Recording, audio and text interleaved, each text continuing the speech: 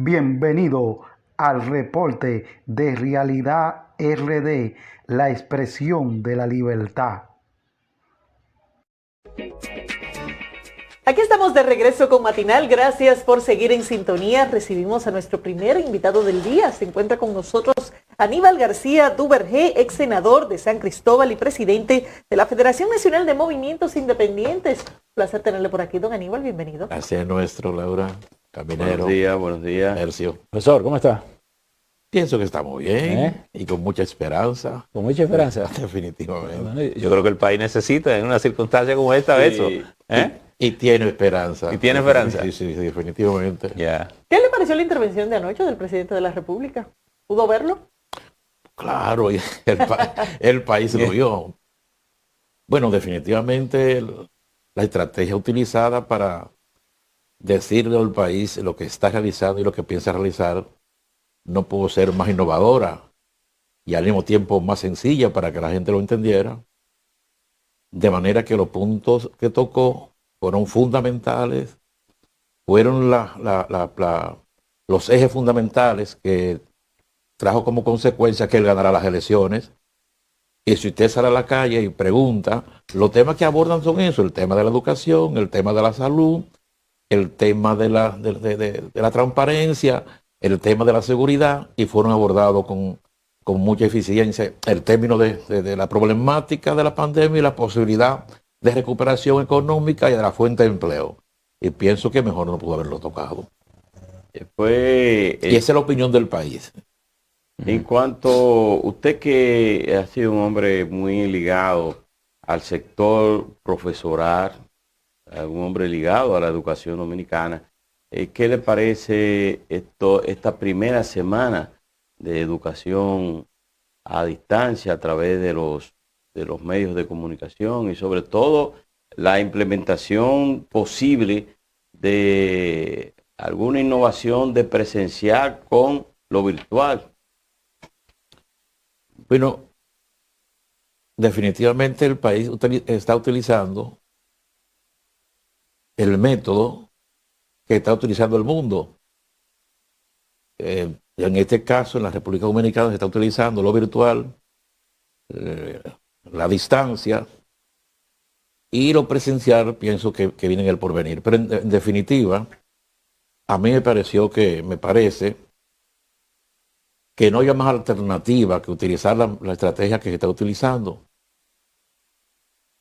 Porque es la que está utilizando los países desarrollados, inclusive, lógicamente. Aquí tenemos la limitación propia que da el desarrollo tecnológico. Y entonces por eso se ha utilizado diferentes variables.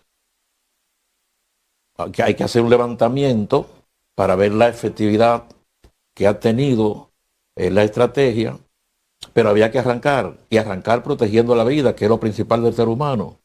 Y entonces, indiscutiblemente que no podía ser presencial. Es muy posible que después del levantamiento que se haga, dada la dificultad que hay con la conectividad por el propio desarrollo del país, haya que utilizar alguna mecánica presencial. Pero hasta ahora, en términos de la realidad nuestra, no pudo ser mejor. Hay lugares distantes donde no llega la conectividad, que pudiera ser que se busque una mecánica, un método presencial. Y lo explico de la siguiente manera. Respetando las normas, lógicamente, que implica el distanciamiento. Hasta ahora, las aulas nuestras tienen normalmente 35 estudiantes. Es bien cómodo. De manera que si se decidiera, por ejemplo, en aquellos lugares que hay dificultad con la conectividad,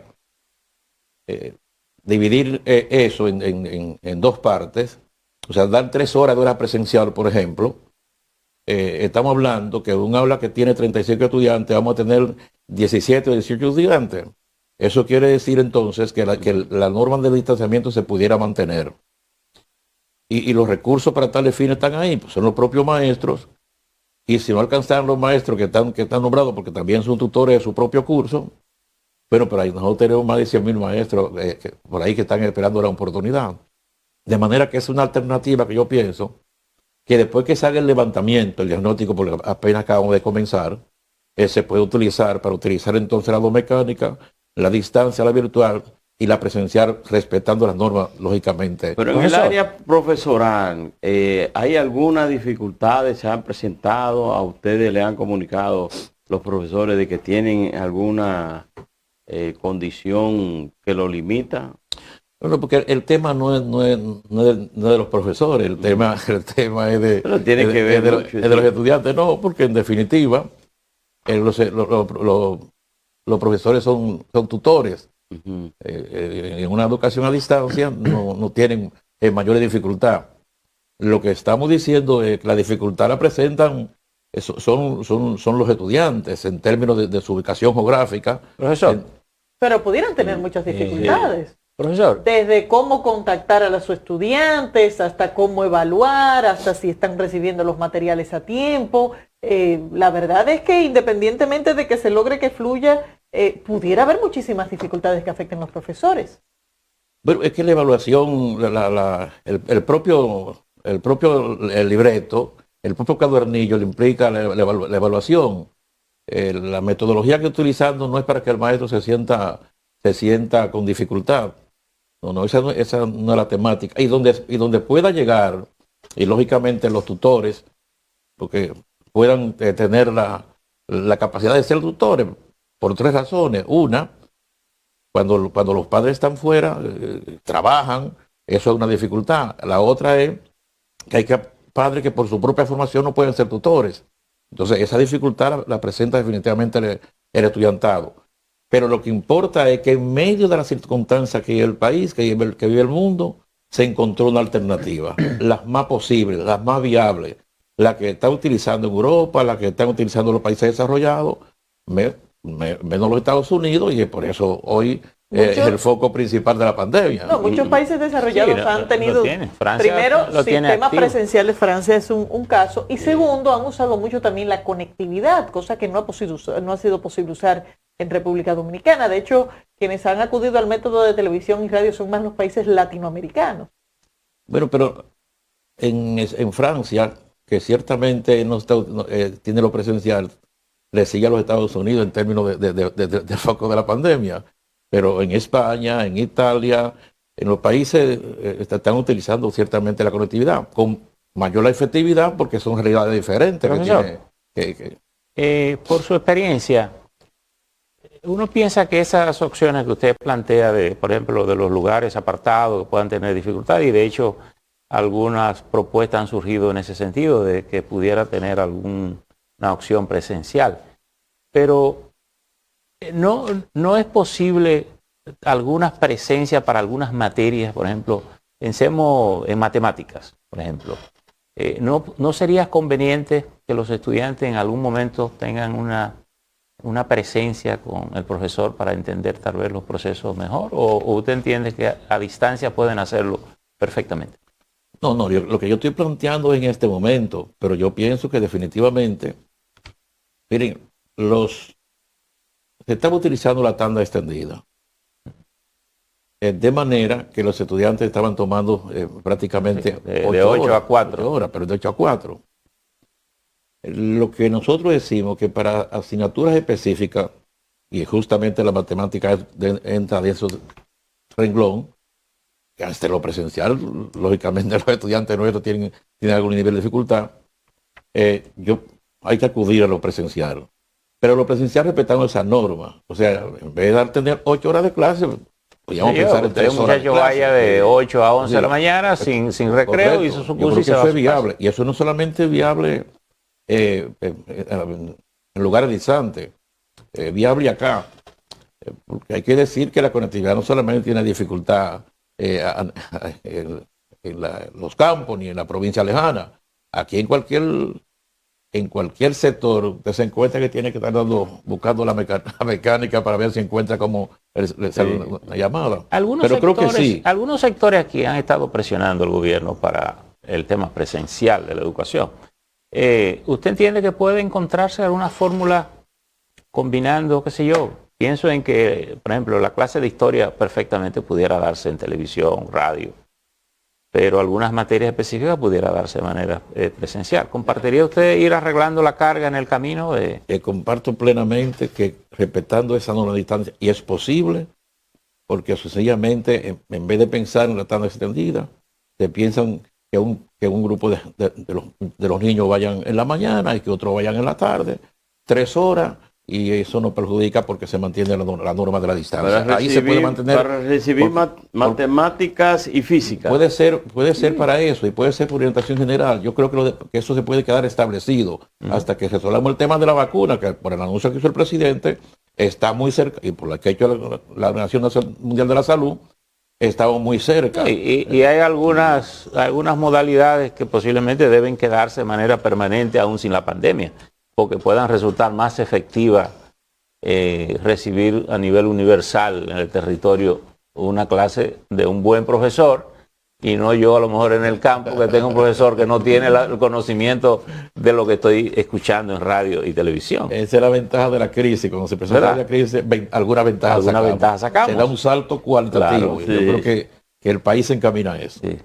En cuanto a los pagos, o sea, los sueldos de los profesores, yo creo que tienen en este gobierno alguna satisfacción, porque se le han hecho algún aumento de salario adicional a lo que reciben, porque ahora resulta que aunque es menos tiempo, pero el empeño es mayor para dar la docencia.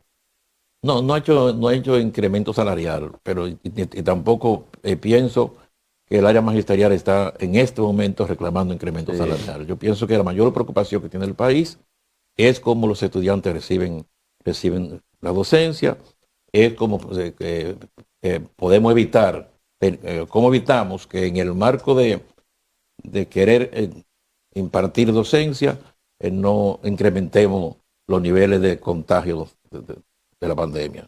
Fundamentalmente eso. Yo pienso que, y por demás, yo pienso que nunca es suficiente el pago y el sacrificio que hace un maestro para recibir el salario. No ha habido ese incremento salarial. Los maestros no lo han pedido porque los maestros tienen un sistema de incremento en el marco de lo que establece la ley. Claro. Y ya vendrá esa oportunidad. En el plano de la política, usted que es un hombre tan sedaciado en esas actividades, echando una ojeada a lo que como está el país, un partido nuevo, gobernando, con un triunfo en una circunstancia tan particular como la que pasó, un PRD colapsado, un Partido Reformista colapsado, un PLD dividido fuera del poder, una fuerza del pueblo nueva por reconstituirse, la experiencia de Estados Unidos que estamos viviendo. Perú tiene hoy un nuevo presidente después casi en 2 semanas, ¿verdad? ¿Cómo usted ve el panorama político de República Dominicana? ¿Cómo es que esto se va a rearmar políticamente? Bueno, la crisis de los partidos políticos en la República Dominicana ya tiene un tiempecito. Esto se ha incrementado, lógicamente, con la división del Partido de la Nación Dominicana. Pero fíjate que los partidos que más se fortalece, y ahí radica fundamentalmente el triunfo del presidente Luis Abinader, del Partido Revolucionario Moderno, es cuando son capaces de conectarse con los líderes sociales, de conectarse con los sectores populares, de lo que son capaces de ir a un lugar y que la gente le crea. Entonces, fíjense por qué presumo que en el marco del gobierno que, como inicia el presidente Luis Abinader, el PRM va a durar mucho tiempo en el poder. Por esa crisis, no hay partido opositor en este momento. En primer lugar, porque el Partido de la Liberación Dominicana, que es la segunda fuerza política, tiene que responder por acciones que hizo y ejecutó durante el gobierno, y tiene que dedicarse más que a hacer oposición a ver cómo salen algunos fuera de un expediente que lo puede llevar definitivamente a la cárcel. Ese es el tema principal para abordar. Los otros partidos son partidos minoritarios que no tienen la más mínima posibilidad minoritarios y la mayoría desacreditados. Desacreditado. No solamente porque un partido nuevo no quiere decir que no está desacreditado, depende de quién lo dirija. O sea, la imagen de quien dirige se refleja en la organización que dirigen. Por lo tanto, lo único que tiene que hacer el Partido Revolucionario Moderno y el presidente Luis Abinader, y lo está haciendo, es mantener la credibilidad y la confianza que el pueblo ha depositado en ellos. Y ahora mismo, incluso eso se ve en su participación de anoche, el presidente no está tocando temas que son ajenos. Fue el tema de que se comprometió en la campaña, la prioridad en educación, y está claro que el hecho de que nosotros comenzáramos el año escolar, el hecho de que cada estudiante pueda tener una tableta, el hecho de que él tomara como prioridad también el tema de la salud, que son sus dos fundamentales, y un tercero, la creación de fuentes de empleo, el tema de la seguridad, que el presidente tocó de manera muy categórica, y finalmente el compromiso que hizo en la campaña. La gente piensa que cuando el presidente va, por ejemplo, a San Cristóbal y dice, miren, nosotros tenemos que hacer la ciudad sanitaria, nosotros tenemos que hacer esto, y promete una inversión que oscila casi en los 2.000 millones de pesos. No, pero es que eso es parte del programa que sometió la provincia y que el presidente se comprometió, y cuando va a Barahona es lo mismo, de manera que lo único que está diciendo, miren, en lo que yo me comprometí de que iba a ejecutar en esta provincia, yo vengo a decirle que esta partida comenzado estará en el presupuesto del gobierno en el año venidero. Y eso es lo que necesita definitivamente el país, la credibilidad de los gobernantes, de lo que dicen cuando aspiran al gobierno, lo ratifican y lo mantienen cuando llegan al poder. Y no puede ser obviado el hecho de que el presidente planteara la necesidad de la inversión de calidad, que la inversión de calidad significa el desarrollo humano. Y el desarrollo humano quiere decir que la riqueza sea distribuida equitativamente. De manera que si el término del gobierno, el final del gobierno para las próximas elecciones se corresponde con el inicio de este gobierno, habrá PRM por mucho tiempo. Y entonces el PRD es un partido que no es partido. El PRD definitivamente, para ser sepultado, solamente le falta la caja. El Partido Reformista, perdone que los reformistas que lo digo, pero son partidos definitivamente que cumplieron su etapa histórica y fracasaron y no tienen más chance. Y las fuerzas nuevas que se presentan como opción están altamente cuestionadas. Bueno, pues muchísimas gracias, Aníbal. Su conclusión es que los partidos están colapsados. Excepto el PRM, ¿verdad? Excepto el PRM, y sustenta su fortaleza, hay que decir, en la vinculación que tienen con los movimientos sociales, con los líderes sociales. Miren, en este proceso, al presidente Luis Abinader, al PRM, se queda tanto movimiento, que los aportes que hicieron son tan, lógicamente que lo hacen a través de los partidos que apoyaron al presidente, pero son tan significativos que me atrevo a decir que los movimientos solo aportaron cerca de un 10% a la victoria electoral del Partido Revolucionario Moderno. Ese liderazgo social confía en el presidente Luis Abinader, confía en el PRM, cosa que definitivamente no tienen los demás partidos, porque ya fracasaron con su gestión de gobierno y nosotros lo han arrancado. Nosotros, que presidimos la Federación de Movimientos Independientes, solo nosotros logramos organizar cerca de 1.000 movimientos sociales. Lógicamente que los movimientos sociales tienen tamaño. Algunos son de 100 gente, algunos de 150 personas y otros son de 3.000 o 10.000 personas. Ese liderazgo social está satisfecho de haber apoyado a Luis Abinader como presidente, al PRM, por las iniciativas, por las ejecutorias y cómo se comporta como presidente, yendo a los lugares a decir, mire, yo me comprometí con usted en esto, y vengo a cumplir con Usted ustedes. No es muy rápido para ya darle un Sí. sentido de satisfacción Sí. cuando apenas el gobierno tiene 100 días. Nos hemos dicho que como comenzamos, los movimientos sociales se sienten satisfechos y lo que comienza bien tiene la tendencia a terminar bien. La historia nos demuestra que en política eso no es así. A veces no es que uno comienza, como termina, dicen algunos. Bueno, no siempre, porque no Sí, siempre. exacto. No siempre, De hecho, casi no nunca. siempre como comienza termina, Bien. y siempre se termina Aníbal, como Dice un adagio que comienza. escobita nueva siempre va a ser Sí, bien. Aníbal, estamos hablando de que Pero hombre, es preferible que comience a ver el bien, claro. que comience a ver el mal, porque si comienza a ver el mal no hay esperanza. es posible que tengamos aquí en la República Dominicana bipartidismo. Bueno, la democracia se fundamenta en que haya más de un partido con opción de llegar al poder. Y si no existiese, si lo que están hoy en los partidos de la oposición Siempre hay una carecen contraparte, de ¿verdad? credibilidad, En todo. la sociedad crea uno. La sociedad crea uno. Y hay muchos casos en donde se forman partidos y finalmente se convierten en partidos que son opción de poder. Nunca habrá un solo partido en la República Dominicana Finalmente, por la vocación democrática que tiene el país.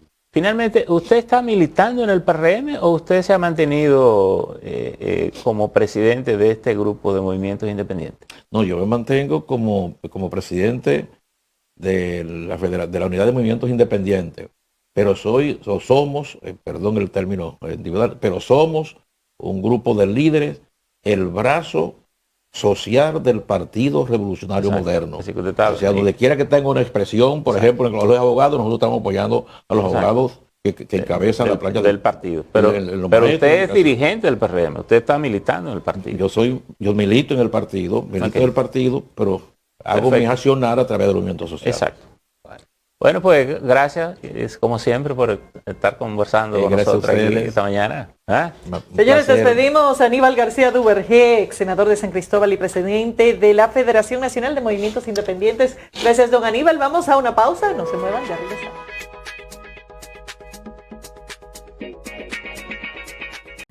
Comando de Redes presenta los sábados a Juan Carlos Figueroa en De Realidad RD, presentándote una panorámica de lo que está pasando en la República Dominicana. Visite su canal de YouTube De Realidad RD los sábados a partir de las 3 de la tarde. De Realidad RD con Juan Carlos Figueroa por Comando de Redes, la radio. Búsquelo en comandoderedes.com. Hasta la próxima entrega de Realidad RD, la expresión de la libertad.